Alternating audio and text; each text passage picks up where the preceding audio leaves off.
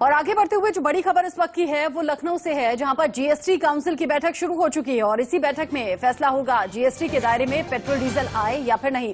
हालांकि कई राज्य ऐसे हैं जो पेट्रोल डीजल को जीएसटी के दायरे में लाने को लेकर विरोध भी कर रहे हैं, कह रहे हैं नुकसान उठाना पड़ेगा। तो यूपी सरकार भी इसका विरोध करेगी। जीएसटी के दायरे में आया तो सस्ता होगा पेट्रोल डीजल, लेकिन इसका जो भार पड़ेगा वो सीधे केंद्र सरकार और राज्य सरकारों पर पड़ेगा, क्योंकि पेट्रोल डीजल की कीमतों में जो टैक्सेस लगते हैं उसमें वैट का पार्ट मिलता है राज्यों को और एक्साइज ड्यूटी सीधे जाती है केंद्र के खजाने में। तो ऐसे में इन दोनों का बड़ा नुकसान होगा। लेकिन यह भी तय है कि अगर जीएसटी लगाया जाता है तो आप ये मानकर चलिए कि अगर 101 या 102 रुपए के आसपास पेट्रोल डीजल के दाम हैं तो ये घटकर 60 रुपए डीजल, 75 रुपए या 70 रुपए के आसपास पेट्रोल पर आ सकते हैं और इससे सीधे जो सरकार की कमाई है उस पर असर पड़ेगा।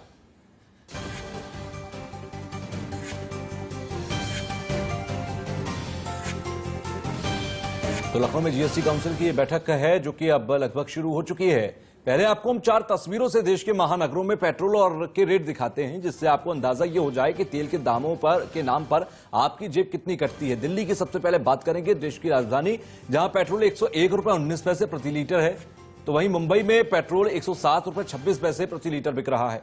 साथ ही कोलकाता पेट्रोल की कीमत है 101 रुपए 62 पैसे और इसी तरीके से चेन्नई में भी 98 रुपए 96 पैसे प्रति लीटर का 1 लीटर पेट्रोल मिल रहा है। ये पेट्रोल के दाम है। डीजल भी इसी तरीके से, जब पेट्रोल और डीजल के दाम बढ़ रहे थे, आम लोगों की कमर तोड़कर रख दी है। जीएसटी की इस बैठक पर आम लोगों की निगाहें टिकी हुई हैं। हर देशवासी ये चाहता है कि महंगाई से निजात मिले।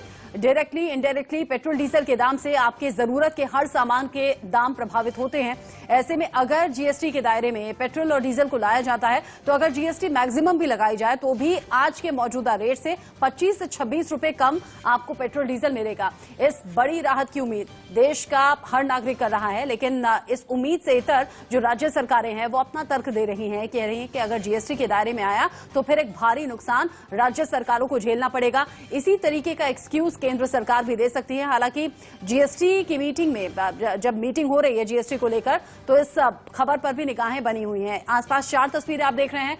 पेट्रोल डीजल महंगा हो गया है, लेकिन सिर्फ ये महंगाई आपके लिए नहीं है जो आपकी कमर तोड़कर रख दे। एलपीजी, पीएनजी, सीएनजी, ये सब कुछ भी महंगा हुआ है। जाहिर है कि बढ़ती महंगाई ने आम आदमी की कमर तोड़कर रख दी है, क्योंकि एक तरफ पेट्रोल डीजल महंगा होता है। अगर डीजल महंगा होता है तो तमाम चीजें महंगी होने लगती हैं। आपके किचन के अंदर एलपीजी महंगी है, सीएनजी भी महंगी हो गई है और इसके साथ ही साथ पीएनजी भी महंगी हो गई है। इन सब की महंगाई के साथ ट्रांसपोर्ट महंगा, तो आप ये मानकर चलिए कि तमाम चीजें भी महंगी हो जाती हैं। और इसी महंगाई से क्या निजात मिलेगी? लखनऊ से खुर्रम निजामी हमारे संवाददाता हमारे साथ जुड़ गए हैं। खुर्रम, मीटिंग शुरू हो गई है, कितना वक्त हुआ है और कौन कौन मीटिंग में पहुंचे हैं? उम्मीद कब तक लगाई जाए मीटिंग ओवर होगी और रिजल्ट हम सबके सामने होगा? देखिए 11 बजे बैठक शुरू होनी थी। जीएसटी काउंसिल की निर्मला सीतारमण जो फाइनेंस मिनिस्टर हैं केंद्र में, वो इसकी अध्यक्षता कर रही हैं। सुरेश खन्ना उत्तर प्रदेश से वहां रिप्रेजेंट कर रहे हैं। तो जाहिर सी बात है कि इस बैठक को लेकर सबकी निगाहें टिकी हुई हैं।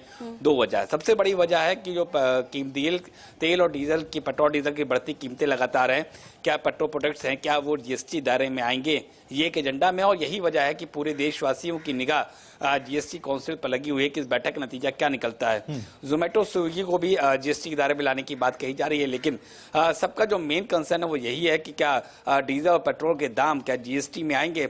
अलग अलग तर्क दिए जा रहे हैं, राजनीतिक तर्क भी हैं, आर्थिक तर्क भी हैं, लेकिन बहुत दिनों से मांग उठ रही थी कि जीएसटी जिस तरह से पेट्रोल डीजल के दाम लगातार बढ़ रहे हैं, आग लगी हुई है, क्यों ना उसको जीएसटी में लाया जाए जिससे कि कुछ राहत मिल सके।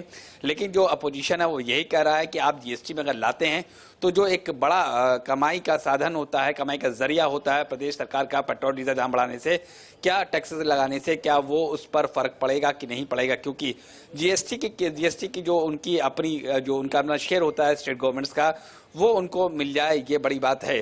तमाम बातें कही जा रही है, लेकिन जो आम देशवासी हैं उनकी निगाह सिर्फ इसी पर लगी है कि क्या जीएसटी में अगर आता है पेट्रोल डीजल तो क्या दाम में कुछ राहत मिलेगी। कीमतों में जो इजाफा लगातार हो रहा है, क्या उसमें कुछ राहत मिलेगी, ये देखने वाली बात है।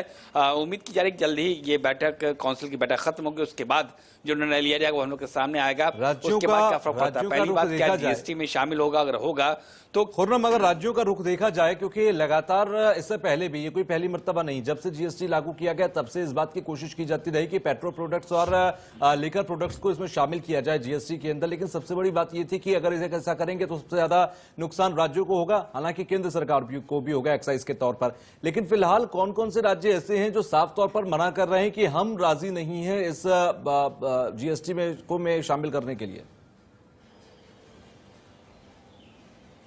सीधी सी बात है कि जो स्टेट से राजी नहीं है कि इसको जीएसटी में शामिल किया जाए वो नॉन बीजेपी गवर्न स्टेट्स हैं। जाहिर सी बात है, देखिए राजनीति अपनी जगह है, लेकिन अभी इंतजार करना पड़ेगा। अगर जीएसटी में शामिल करते हैं तो कितने परसेंटेज होगी, 5% होगी, कितनी परसेंट होगी जिसमें जीएसटी लगेगी। दूसरी बात है कि स्टेट ये चाहते हैं कि ये इंश्योर कैसे किया जाएगा कि जो उनके हिस्से का पैसा है वो उन तक पहुंचे, क्योंकि ये शिकायत लगातार अपोजिशन गवर्न स्टेट्स कर रहे हैं कि उनके हिस्से का पैसा जीएसटी का अभी तक उनको नहीं मिल पाया। हम तो जीएसटी का पैसा पहुंच रहा है स्टेट से, लेकिन नतीजे पर स्टेट को जो उनका शेयर है वो मीटिंग में क्या कुछ नतीजा निकाला जाए, इस पर नजर आप खुर्रम निजामी बनाकर रखिएगा, क्योंकि हर देशवासी यही जानना चाहता है कि इस महंगाई से राहत मिलने वाली है क्या। बहुत शुक्रिया इस अपडेट को हम तक पहुंचाने के लिए। चलिए खबरों में आगे बढ़ेंगे और बात करते हैं कृषि कानून के खिलाफ। आज अकाली दल क्योंकि सड़कों पर है, प्रदर्शन कर रहा है, ऐसे में दिल्ली आने की कोशिश लगातार अकाली के कार्यकर्ता कर रहे हैं। और तमाम दिल्ली के अंदर भी अगर देखिए, रकाबगंज गुरुद्वारे के पास की तस्वीर आप देखिए, जहां पर तमाम अकाली दल के कार्यकर्ता प्रदर्शन कर रहे हैं। और ये प्रदर्शन आज काला दिवस मनाते हुए किया जा रहा है। बैरिकेड्स के जरिए इन कार्यकर्ताओं को रोकने की कोशिश, और आप देखिए एक्स्ट्रा फोर्स आज आपको सड़कों पर दिख रही है। किसी भी तरह से हो हंगामा ना हो, किसी भी तरह से कोई अप्रिय घटना ना हो जाए। दिल्ली पुलिस की पैनी निगाह इस प्रदर्शन पर बनी हुई है, लेकिन सैकड़ों कार्यकर्ता अगर सड़क पर आ जाएं तो सिरदर्दी बढ़नी लाजमी सी है। इससे जो आम लोग सड़कों पर निकले गाड़ियां लेकर, उन्हें भी इस परेशानी से दो चार होना पड़ रहा है। एहतियातन 2 मेट्रो स्टेशन जो करीबी हैं उन्हें एंट्री और एग्जिट वहां पर बंद कर ली गई है। ये आप देखिए बड़ी बड़ी गाड़ियों में ये कार्यकर्ता सवार होकर सैकड़ों की संख्या में आगे बढ़ रहे हैं। हरियाणा से दिल्ली आने की कोशिश, वहां बॉर्डर्स को सील कर दिया गया। साथ ही साथ रकाबगंज गुरुद्वारे से जब संसद की तरफ आगे बढ़ रहे हैं, वहां भी दिल्ली पुलिस ने बैरिकेड्स लगा दिया है। इन कार्यकर्ताओं का कहना यह है, 1 साल हो गया हम लगातार विरोध कर रहे हैं, अगर तीनों कृषि कानून वापस नहीं हुए तो आंदोलन आगे भी बढ़ेगा, आगे भी जारी रहेगा। और 1 साल पूरा हुआ है तो आज का दिन काला दिवस घोषित किया है अकाली दल के कार्यकर्ताओं ने। और आप देखिए कितनी ज्यादा संख्या में ये लोग सड़कों पर हैं। बड़े बड़े ट्रक्स यहाँ पर आपको नजर आ रहे हैं, बड़ी बड़ी गाड़ियां हैं जिसमें पीछे अकाली दल के कार्यकर्ता सवार हैं। सुखबीर सिंह बादल को आप देख रहे हैं, ये देखिए आज काला दिवस मनाते हुए प्रदर्शन चल रहा है। और सुखबीर सिंह बादल को आप देख रहे हैं, सिरसा इस प्रदर्शन में मौजूद हैं। और अकाली दल का ये प्रदर्शन है, जिस प्रदर्शन को आप देख रहे हैं टीवी स्क्रीन पर, ये सीधी तस्वीरें हम आपको दिखा रहे हैं। ये जो दिल्ली के रकाबगंज गुरुद्वारे के आसपास की तस्वीरें हैं, जहां से लगातार प्रदर्शन की तस्वीरें सामने आ रही हैं। तमाम अकाली दल के कार्यकर्ताओं का कहना है कि तीनों कृषि कानून बिल वापस ले लें और इसके बाद हम मोदी जी को बधाई भी दे देंगे जन्मदिन की, लेकिन उससे पहले हम हल्ला बोल ही करेंगे। यह अकाली दल के तमाम कार्यकर्ताओं का कहना है। आपको बता दें कि आज से 1 साल पहले संसद के अंदर तीनों कृषि कानूनों को पास किया गया था। उसके बाद से हो हल्ला शुरू हुआ और देश के अंदर अगर देखें तो लगातार विरोध चल रहा है। दिल्ली के बॉर्डर्स पर किसान पिछले 9 महीने से बैठे हुए हैं। तो ऐसे में जो तमाम तस्वीरें सामने आ रही हैं, ये हम सीधी तस्वीर जो आप पहली विंडो में देख रहे हैं, ये सीधी तस्वीर दिल्ली के रकाबगंज गुरुद्वारे के आसपास की है, जहां पर अकाली दल प्रदर्शन कर रहा है। सुखबीर सिंह बादल को आप ट्रक पर सवार देख रहे हैं, जो कि लगातार उस पूरे प्रदर्शन का नेतृत्व कर रहे हैं। शिरोमणि अकाली दल जो कि लगातार सड़कों पर दिखा, मानसून सत्र के दौरान भी सड़कों पर अलग अलग तरीके से सरकार ने उन्हें मनाने की भी कोशिश की, लेकिन माने नहीं। एक तरफ किसान दिल्ली के अलग अलग बॉर्डर्स पर बैठे हुए हैं, शिरोमणि अकाली दल के जरिए ये प्रदर्शन किया जा रहा है, सरकार से अपनी बात मनवाना चाहते हैं। अब जब सैकड़ों की संख्या में कार्यकर्ता सड़कों पर आ गए हैं तो ये परेशानी दिल्ली पुलिस के लिहाज से भी है, क्योंकि सिक्योरिटी के इंतजाम में किसी भी तरह की चूक होनी नहीं चाहिए। साथ ही साथ आम लोग भी इस दुविधा में घिरे हुए हैं कि घर से निकल तो गए हैं, लेकिन फिर घंटों सड़क पर ट्रैफिक से जूझना पड़ रहा है। अब ऐसे में जब प्रदर्शन को और ज्यादा धार देने की कोशिश शिरोमणि अकाली दल कर रहा है, शिरोमणि अकाली दल जो कि शुरुआत से कह रहा है कि हम किसानों के साथ हैं, अगर किसानों पर ये बिल थोपे गए, ये कानून बनाकर थोप दिए गए तो इन कानूनों को सरकार ही वापस लेगी। ऐसे में आप देखिए जगह जगह बैरिकेड्स आपको दिख जाएंगे, जगह जगह अकाली दल के कार्यकर्ता आपको दिख जाएंगे और साथ ही साथ पुलिस भी, एक्स्ट्रा फोर्स भी आपको नजर आ रही है। अजीत श्रीवास्तव हमारे सहयोगी इसी प्रदर्शन में मौजूद हैं, ज्यादा जानकारी के लिए उन्हीं का रुख करते हैं। अजीत, सबसे पहले जानकारी दीजिए कि अभी तस्वीरें क्या हैं और क्या कुछ चल रहा है वहां पर। बिल्कुल सातों पर तस्वीरें हम दिखाते हैं कि आप देखेंगे जो ये ट्रक आगे जो जा रही है उसमें सुखबीर सिंह बादल और तमाम जो अकाली के नेता हैं वो यहाँ मौजूद हैं। यानी पंजाब के जो पूर्व विधायक रहे हैं, जो सांसद रहे हैं, वो यहाँ पर मौजूद है और तमाम जो कार्यकर्ता हैं वो हुजूम के साथ यहाँ पे बढ़ते चले जा रहे हैं। तो हम कहें तो हरसिमरत कौर बादल जो है वो गाड़ी में बैठी हुई हैं और तो तमाम कार्यकर्ता हैं वो पैदल ही चलते हुए आगे बढ़ते नजर आ रहे हैं। सबका यही कहना है कि ये जो 3 काले कानून है उसको 1 साल सरकार ने पूरा कर लिया है, इसलिए हम उसका पूरी तरह से विरोध करते हैं, पुरजोर विरोध करते हैं और जब तक इसका विरोध हम करते रहेंगे जब तक ये तीनों कानून वापस नहीं हो जाते। रकाबगंज गुरुद्वारे से संसद की तरफ पैदल मार्च हो रहा है। साथ ही ये बता दें कई कार्यकर्ताओं को क्या हिरासत में भी लिया गया है और क्या आगे भी और कार्यकर्ताओं को हिरासत में लिया जा सकता है। साथ ही जो हरियाणा से दिल्ली की तरफ किसान आ रहे हैं उन्हें भी बॉर्डर पर रोकने की खबर है। देखिए, साथ पर जहाँ पे सिक्योरिटी रीजन से, चाहे वो मेट्रो हो या दिल्ली पुलिस से बॉर्डर पे रोकने की प्रक्रिया हो, वो उनकी रूटीन होती है, वहाँ पर उनको रोका जा रहा है। लेकिन गिरफ्तारी की बात करें तो अभी गिरफ्तारी के जो तमाम जो उपद्रवी हैं जिनको लगता है कि सरकार कि ये लोग पूरे माहौल को बिगाड़ सकते हैं, उनको उन्होंने फिलहाल हिरासत में लिया हुआ है। लेकिन सबसे बड़ी बात है कि यहाँ पर सुखबीर बादल भी तमाम तरह से लोगों से अपील करते नजर आ रहे हैं कि ये जो प्रदर्शन है वो शांति प्रिय प्रदर्शन है, इसलिए आप शांति प्रिय ढंग से ही आप करें, कानून का पालन करना है, कानून का उल्लंघन नहीं करना है। ये तमाम तरह से बोलते हुए खुद सुखबीर बादल चूंकि आप दिल्ली को बेहतर समझते हैं, अजीत रकाबगंज से पहले संसद तक जाने वाले थे, अब पंत नगर तक जो पंत मार्ग है वहां तक इन्हें कार्यकर्ताओं को इजाजत दी है। थोड़ा सा रूट समझाएं, कितनी दूरी है संसद से?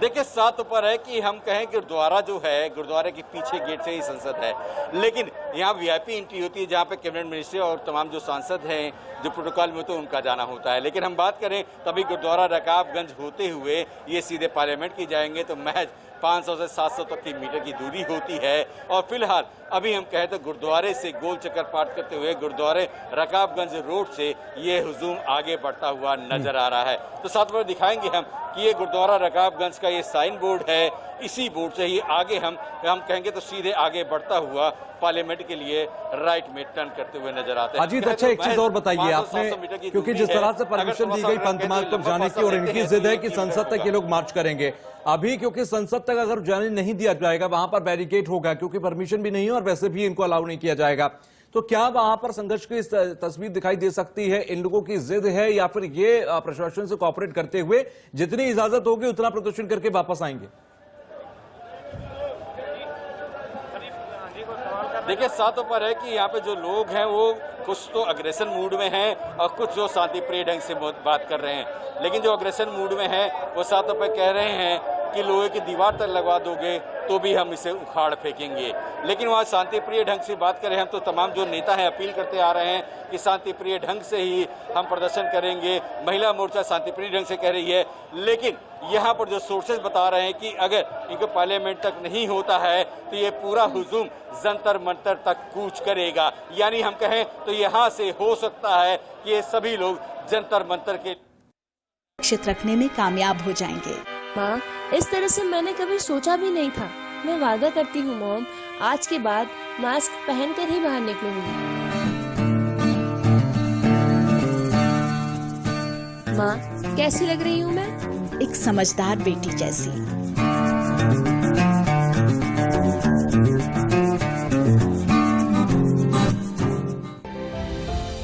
इंडिया न्यूज द्वारा जनहित में जारी #AskForMask in partnership with Patanjali Nutrela nutraceuticals. 2 गज की दूरी, मास्क है जरूरी।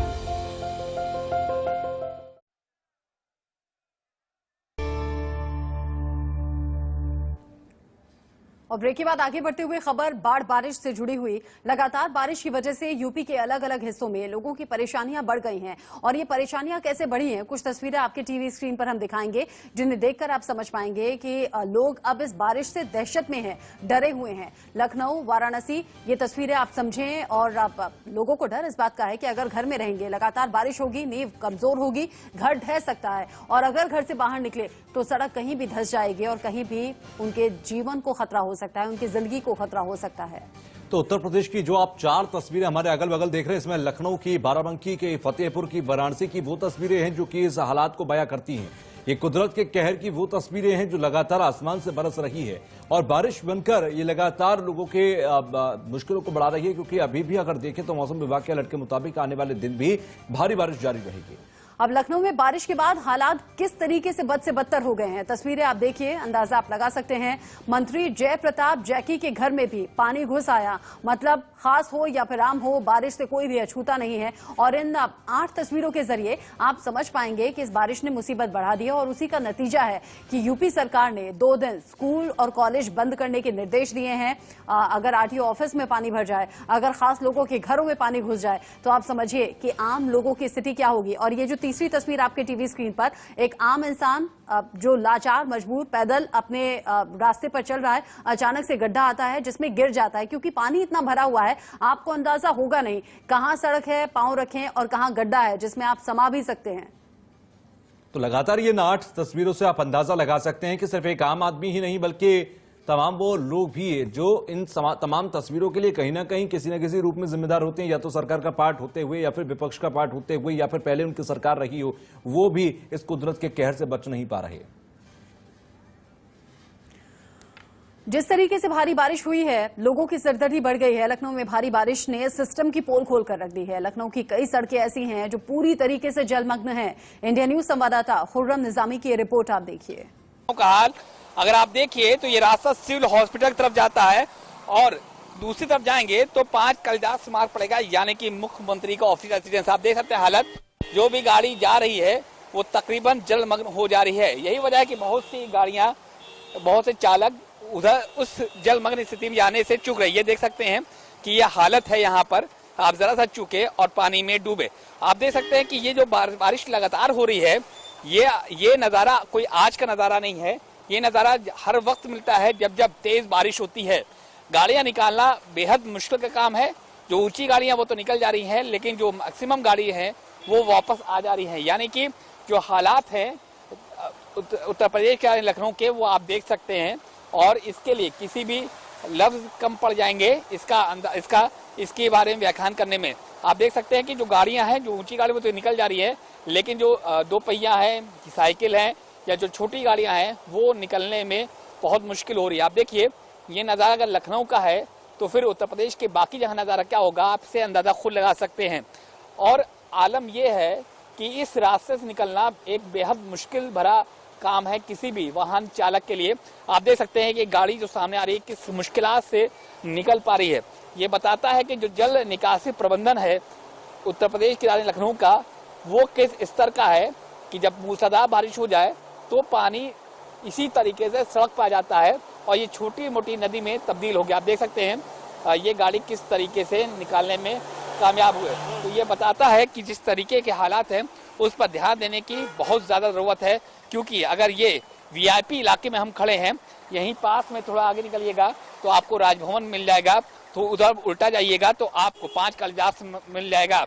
और यही रास्ता हजरतगंज को जाता है, सिविल हॉस्पिटल की सड़क ये कही जाती है।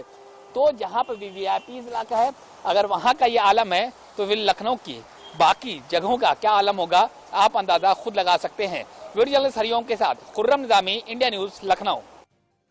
रिपोर्ट के जरिए और तमाम तस्वीरों के जरिए आप ये समझ गए होंगे कि उत्तर प्रदेश में इस वक्त कुदरत का कहर किस तरह आसमान से बरस रहा है और जो तस्वीरें हैं वो प्रशासनिक लापरवाही की वजह से किस कदर बिगड़ चुकी हैं। आम आदमी कितनी मुश्किल में है। इसी के साथ एक छोटा सा ब्रेक ले रहे हैं और ब्रेक के बाद भी लगातार खबरों का सिलसिला जारी रहेगा।